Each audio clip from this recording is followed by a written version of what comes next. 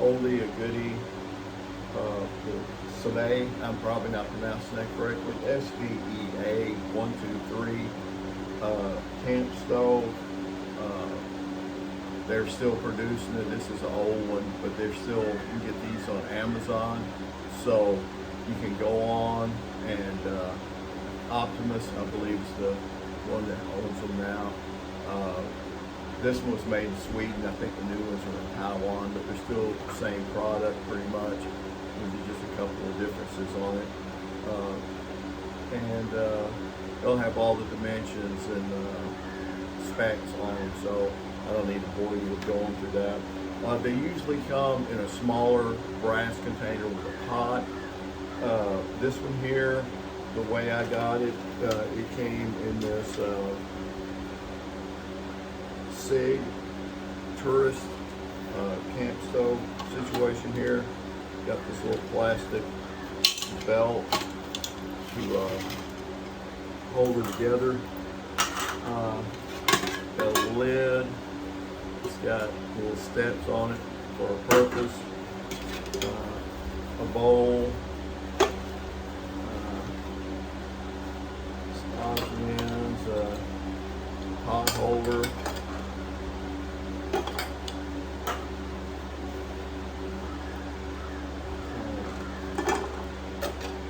Then we have another big pot, and we have windscreen, stove, bottom, windscreen, and on this here it's got little washers that are bent, that are riveted. That's what holds the stove in place. I weighed this. It probably still has a itty bitty bit of fuel in it. I ran it yesterday, and this thing, I filled it up. I went online and looked at some stuff that I didn't fill it. You don't fill it all the way up. You want to have a little space because it has to build pressure. But anyway, it ran at a. It had to be 45 minutes to an hour on this canister here. But anyway, we're going to run it again today, try to.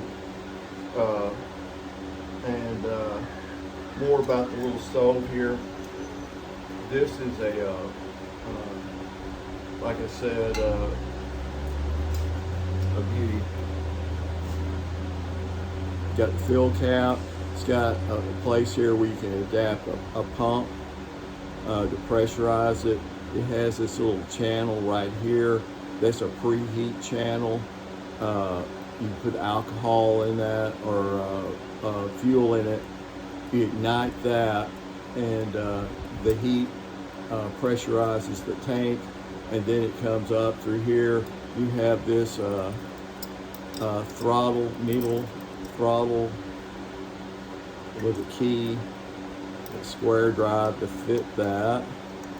And anyway, that works a needle valve thing that goes up here. And then up here there's a little screw-in, little orifice that the fuel comes out when it's pressurized. Then you got this brass bowl, and then you got this deflector plate on the top.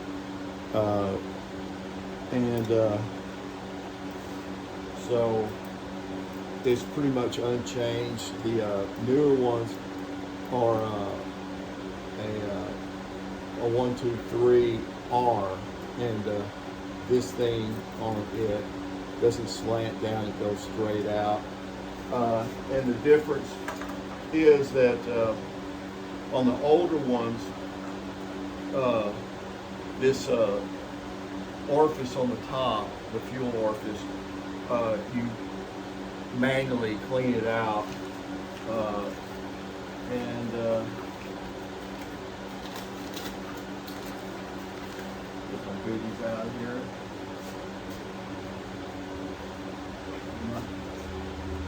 Matches, scrubbies. Anyway, it comes with this little tool right here. The old ones do. The new ones, that needle valve, I believe, goes in there somehow or another, cleans it out. Uh, that one there, when you turn the knob, you can actually see the thing coming up out of the orifice there. But anyway, get this thing to open. Oh, there it is. I don't know if you can see that. That little needle there is used to clean out your orifice, which I am going to do.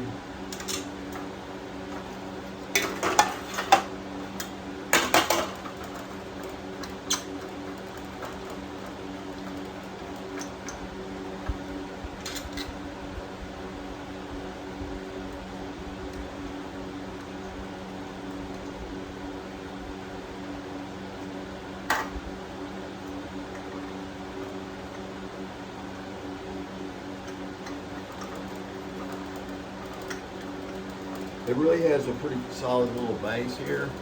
A lot of backpacking stoves, they go on top of the butane or propane canister, and and the top part sometimes can be, the pod holding part is sometimes suspect on tilting and what have you. So anyhow,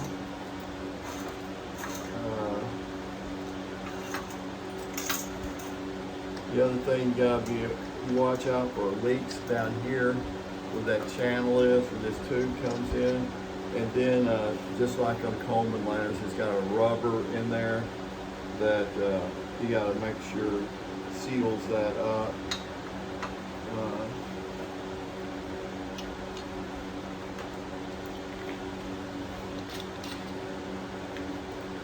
let's put some of this.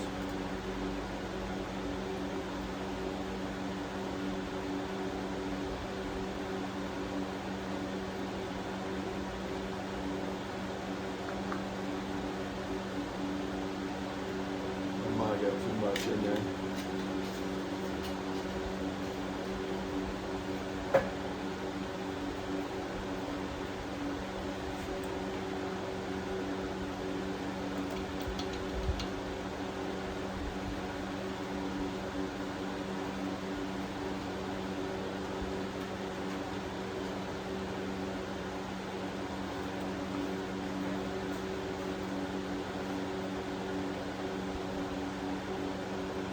Yeah, you will leave space for it to expand. And maybe I didn't go too far with that. We'll see. Tighten that lid down. Snug her down.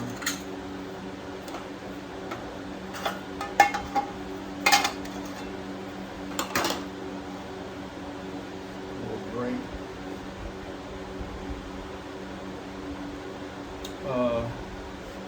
Anyway, this little canister is made as a windscreen, but it also fits in there where you put the adjustable throttle fuel feed through there to do it. They say, I've read, that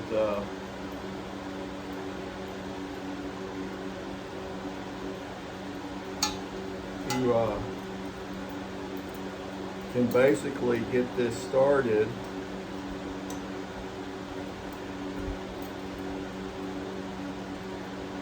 by just your body heat. Maybe in Sweden, I don't know. Where I'm at now, it's pretty hot right now anyway. 98.6 body temperature. We're gonna get way over that today. I've heard of people sleeping with their fuel canisters and stuff for all kinds of different kind of stuff. Put them in a sock, that's the problem with these kind of liquid fuel is leakage. And then if you store it in a pot, you have a capability of having fuel in your pot, which is not a good thing. and they're all aluminum too. So this is probably a 60s. I don't know, I'd have to guess. Some of you guys on there that might know, leave me a comment. Because I don't know very much about these except for they're beautiful. And if it works like it did when I tried it out yesterday, these things are a beast. And there's not a whole lot to go wrong with them. It's brass, there's some orifices that you gotta keep clean, and some O-rings and stuff that you need to keep lubricated, and that's about it. So today we're going to use a little alcohol. We'll put in that channel. And once again, the key there would be to put it in the channel and not on everything else.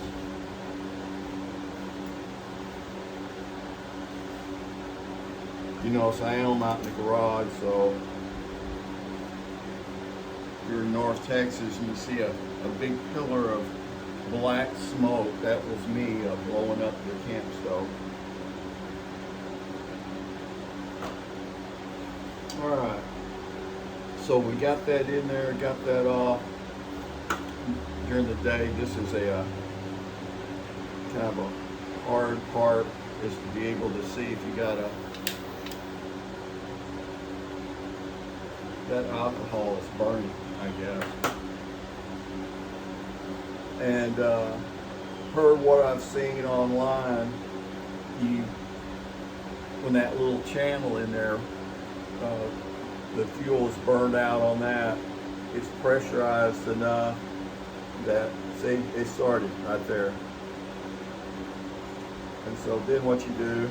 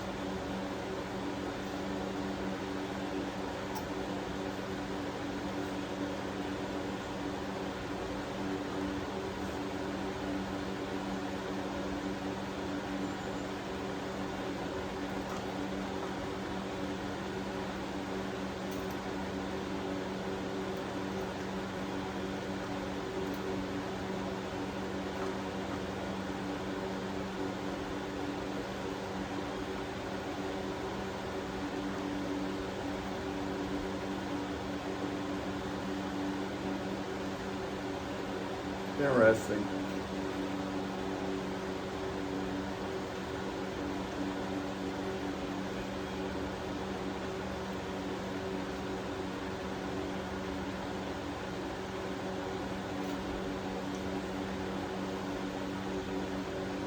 It's not pressurizing.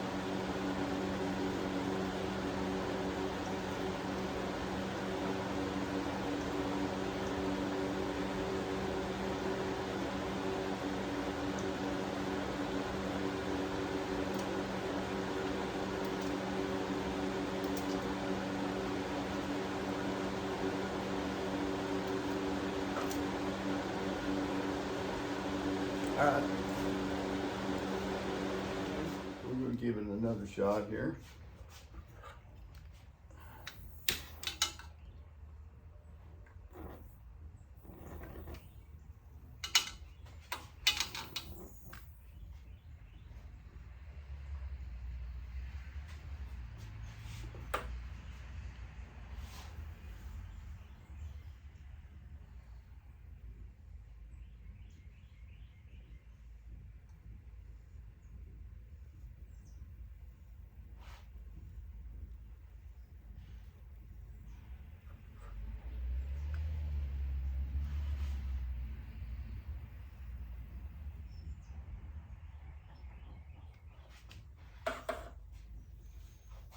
So the first time I tried it, I had no luck with it. Really, it lit, but it never pressurized. I cleaned it up. Second time, it worked like a champ. It fired up and it ran until it ran out of fuel. So This time, not so much. So, you know, I took a little bit of fuel out of it, maybe give it more pressurization space. Put some oil on the O-ring there.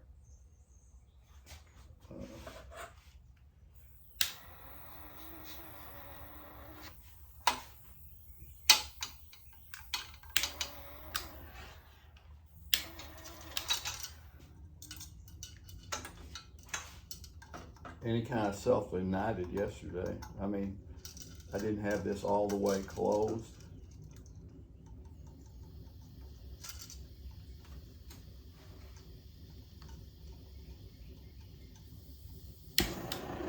There we go.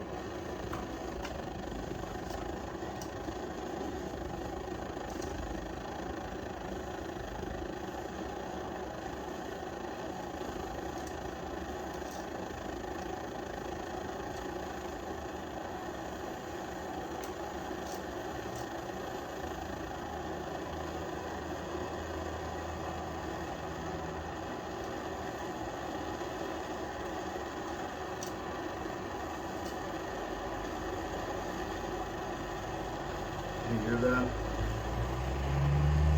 All right, so I guess the third time was a charm. We got enough pressure in it. Maybe had a little bit too much fuel in it. But I think more than likely it didn't get warm enough to pressurize the tank. And it might be that orifice. I don't know. I did work it a little bit. It might be I need a new orifice or a needle. I have a spare. But anyway, on the bottom that where it goes into the tank, there's wicks that attach to the bottom that suck the fuel up into the wick, and that's what makes the fuel there. And maybe the wick dried out a little bit. Maybe you need to put fuel in it and let it set for 10 or 15 minutes before you get going. I don't know, but and that key gets hot, let me tell you. So anyway, onward. We're gonna put the handy dandy windscreen on top of that. See how that fits. Then you can put your pot on there, and it'll give you about that much space. I kind of wish it had a kind of a grill plate to go over the top of it, because I don't like setting, especially aluminum or titanium or even stainless steel within that of the fire. You gotta have something in there for sure. Even then, you have some might have some issues with it. But anyway, this is what we'll do. We'll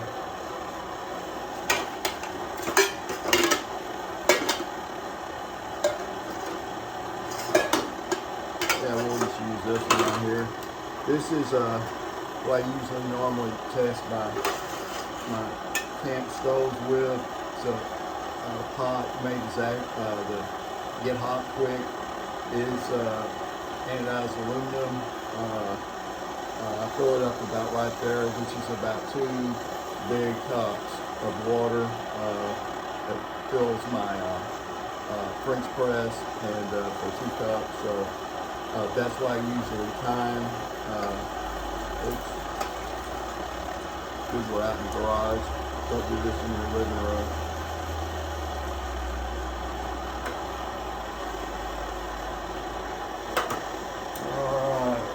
Get Mr.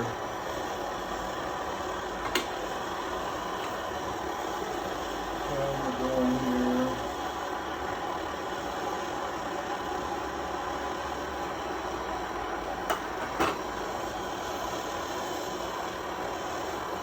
And agua, lid, timer going. All right, so I don't know what the current top of the line backpacking stoves, how long it takes them to boil 2 cups of water, poured water, whatever. But back in the day, it was like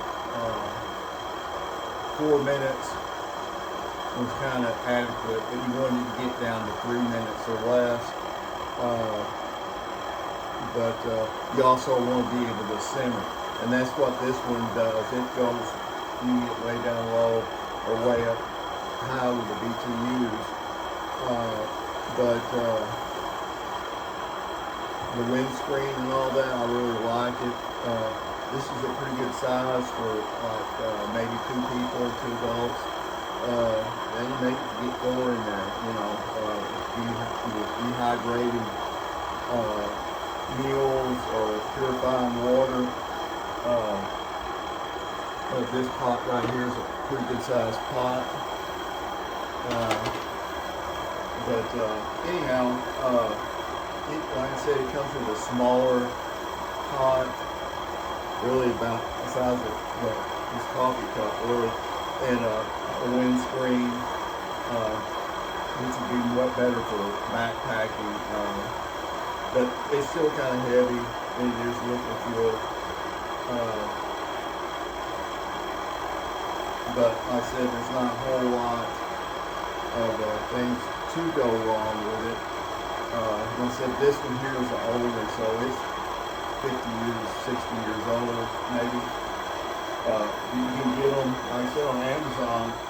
Optimus, I guess, bought them out, or anyway, looks like they're about $135 at Amazon. It's not the 123, it's the 123R.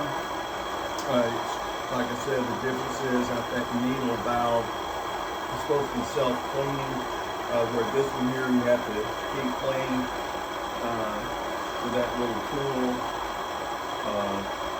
So I weighed it, the whole kit, with it in there, and it was 2 pounds, 3 ounces, which is kind of heavy for a backpacking stove.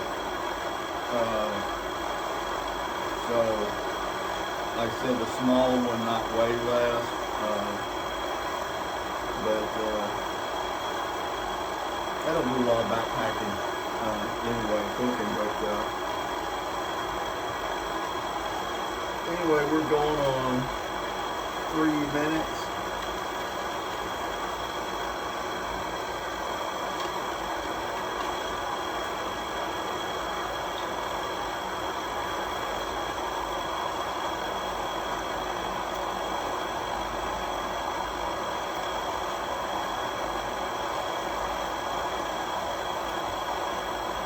I can't tell any difference in it going up or down.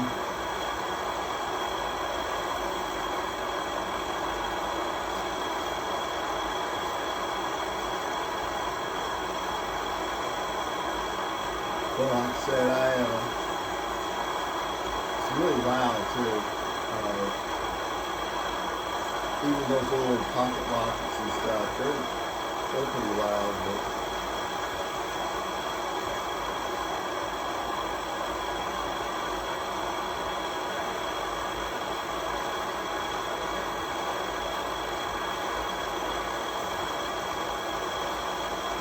it would definitely get hotter quicker in this thing, but I'd basically be setting this on that top of that thing.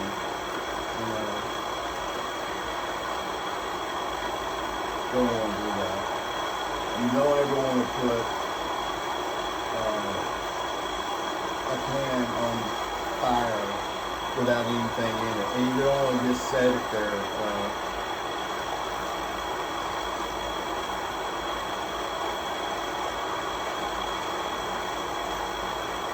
Alright, that's 5 minutes. Well, there we go. Good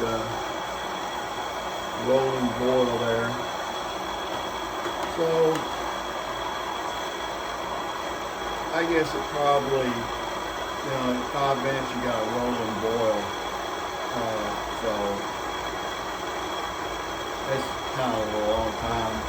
It probably got hot enough at 4 minutes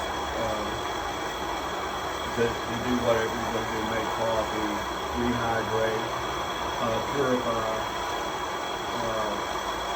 And rolling boil you do want if you want to purify, but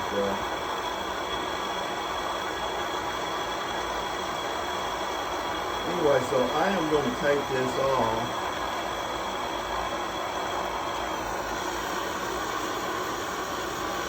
And set that baby right there. I'm going to let this burn.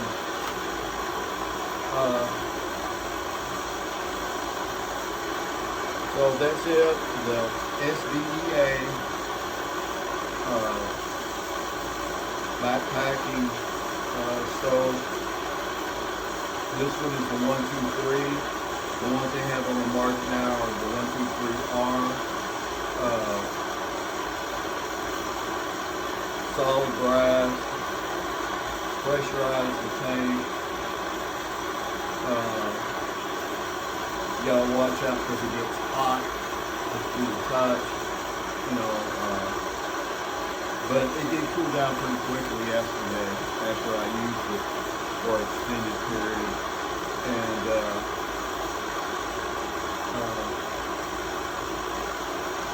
anyway, I'll have to come back and update you again, but yesterday it went for 45 minutes to an hour, just like this. So anyway, that's it on this stove. Got any comments? If you know something about this, because I obviously don't know a whole lot about it, leave me a comment. I think it's a beautiful stove. I don't know whether it's, I guess it is practical in some situations. But anyway, they're still making. You can get fuel canisters, like MSR, they're sealed for like backpacking, liquid fuel purposes, at least you used to. You would want to make sure and do something to try to eliminate any kind of fuel contamination issue. Maybe some kind of a container with a lid on it that was with an O-ring that would seal it off and leaking fuel anywhere in basements or anything. Anyway, thanks for watching the video. Capture money out.